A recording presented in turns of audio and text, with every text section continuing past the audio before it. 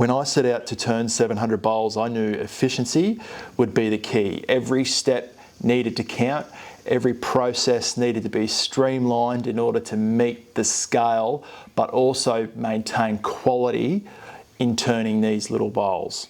So in today's video, I'm going to go through the 12 key lessons learnt that I feel were the most impactful when it came to efficiency and saving time and maintaining quality that I want to pass on to help anyone else out there in the wood turning community that might take an interest in doing big production bowl orders or production work within their workshop. For those that don't know me, my name's Kerry.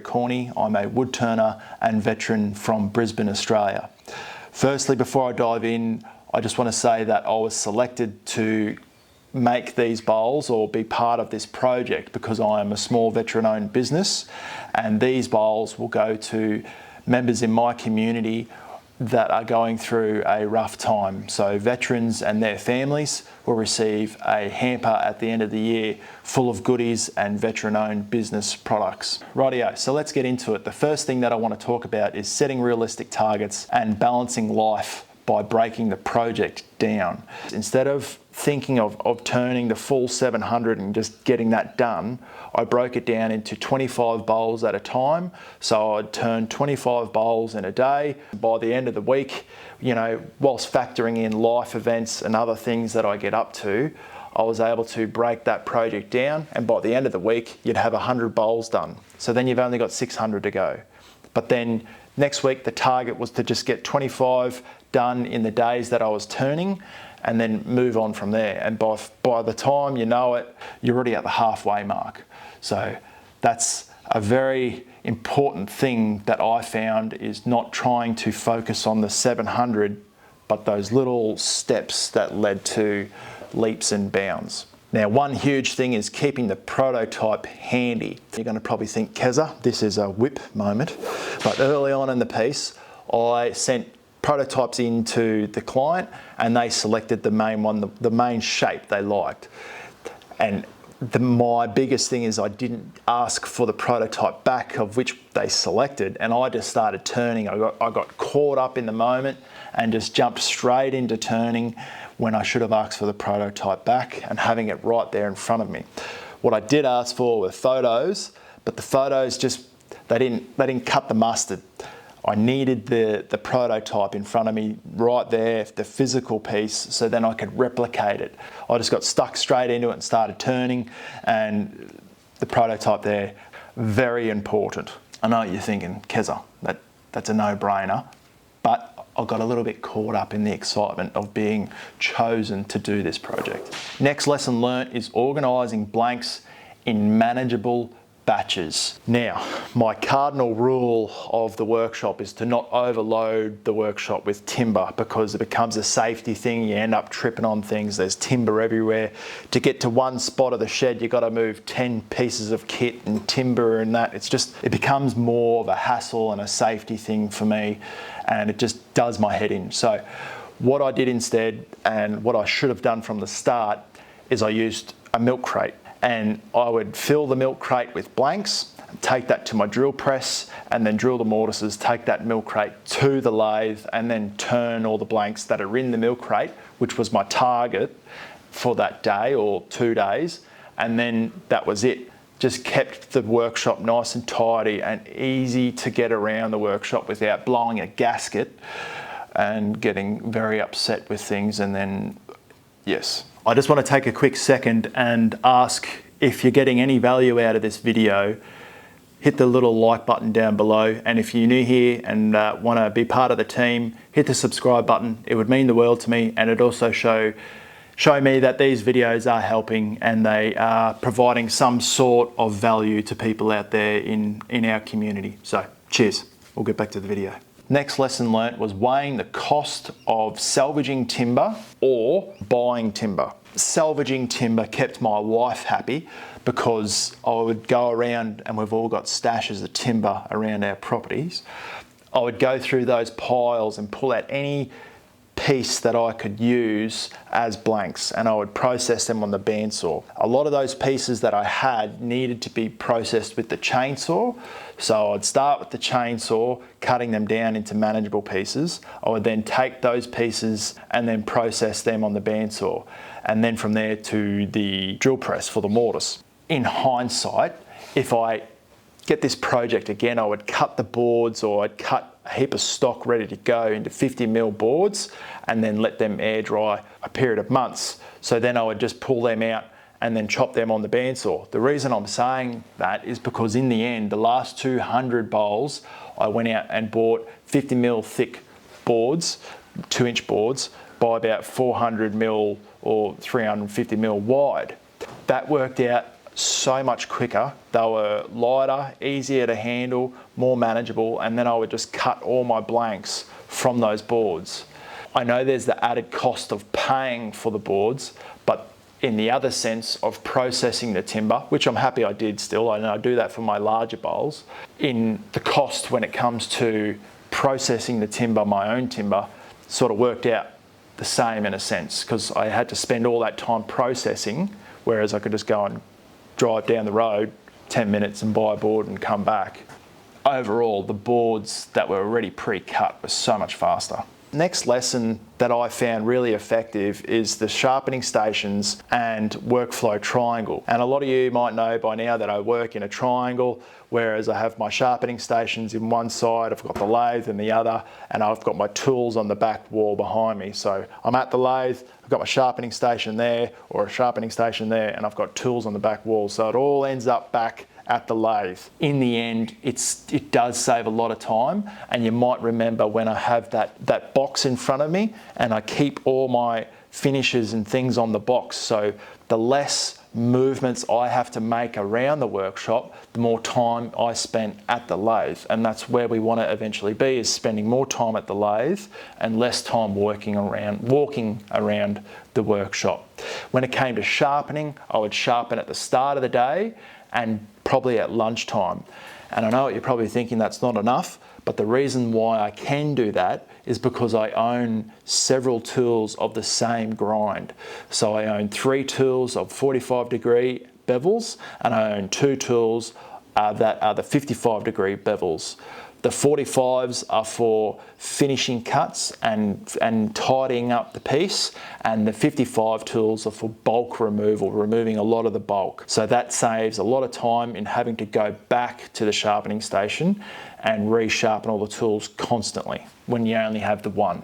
My next lesson learnt was cutting tenons with the bowl gouge. And I know what you're probably thinking, that's not the best way of doing it, but for these little bowls, it worked out an absolute treat. And the reason for that is because what I normally use, and probably what you're used to seeing me use, is a skew chisel.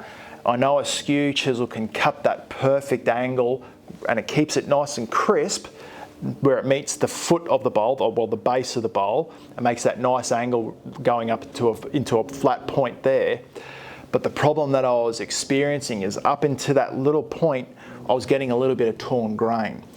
And most of the times I wasn't experiencing that, but every now and then I was getting this torn grain, and it was driving me nuts because I would have to excessively sand that torn grain out, and then therefore it'd leave the tenon a little bit too small, and then it wouldn't fit into the chuck. The reason why I switched to that is because it kept that tool was razor sharp, and it laid the fibres down beautifully and left a really nice clean edge where I could start sanding at the 180 or the 240 grit, keeping a perfect size tenon. So that worked out better than using the skew for this project. Now, the next huge lesson learnt was adopting a single step workflow. And what I mean by that is, for my large salad bowls, I would do it in a process where I would put them on the lathe on the Glen Lucas remounting plate and turn all the backs.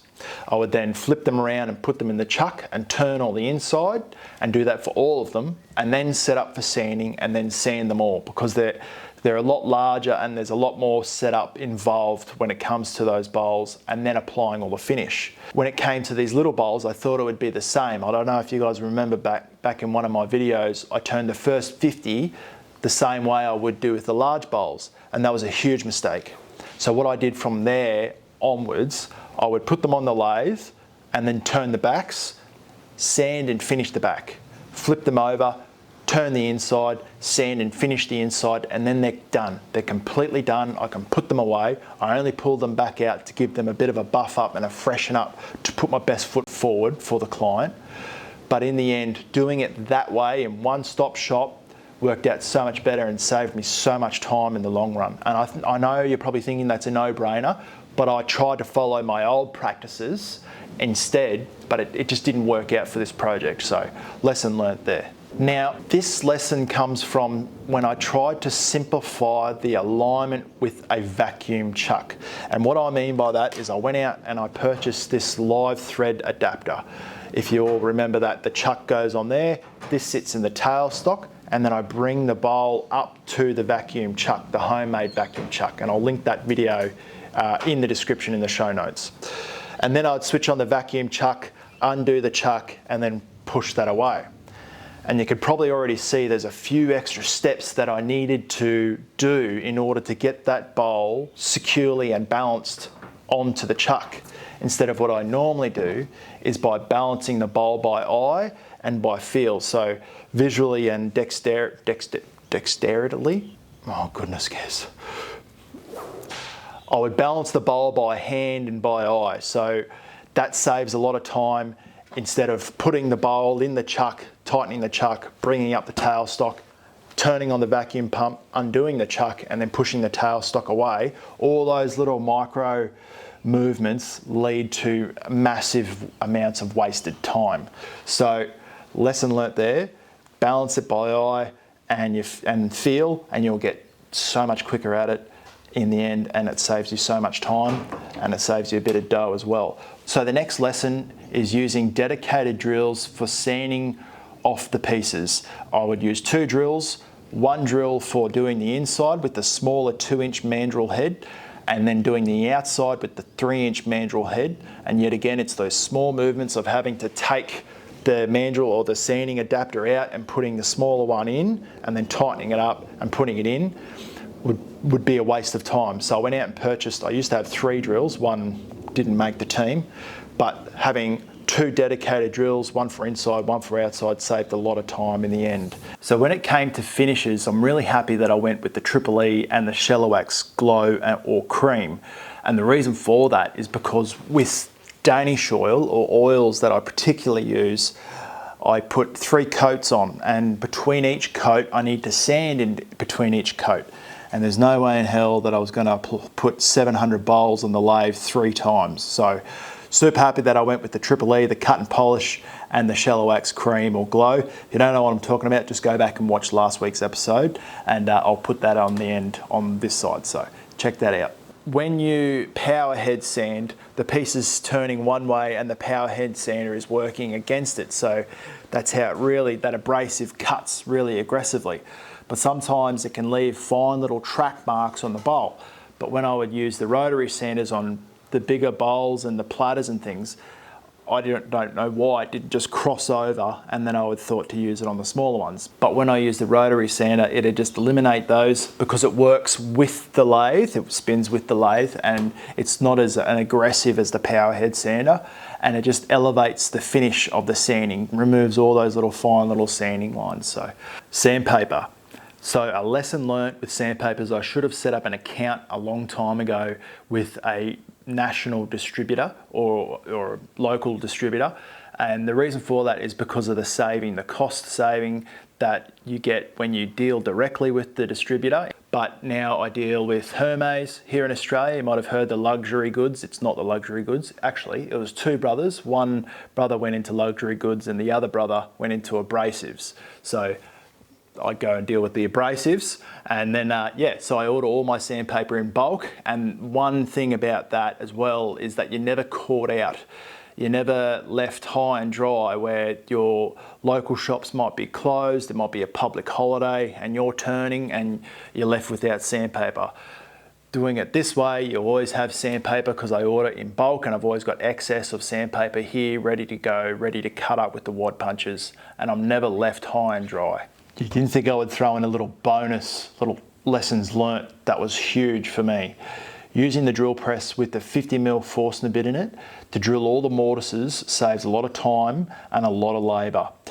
Before, I was using a drill with a drill bit to fit on the woodworm screw, and you'd end up possibly chewing out a little bit of timber or putting it on the woodworm screw and it wouldn't fit properly, and chew a bit of timber out there. Then you have to lock the lathe off and then tighten it up at the end. I cut away all of that, and it is quite labour intensive drilling all those little pieces, and you've got to hold it, and just anyway, straight on the drill press on the platform, bring the Forstner bit down, drills it out perfectly, chuck it on the lathe. It even drills a little bit of a bigger surface area, circumference, so you have to do a little less turning when you're turning the inside. So I don't know, like, I didn't add all that value up, but it would all add up in the end. So yeah, that worked out an absolute treat. So this video here is all about sanding. I used the rotary sanders in that video and show you all different types of sanders in that video there. And this video here is all about that turning on the last project and every single step I took to turn the 700 bowls. So I really hope you get something out of that. Thank you all so much for watching and your support. So yeah, cheers guys. I really appreciate you. Bye.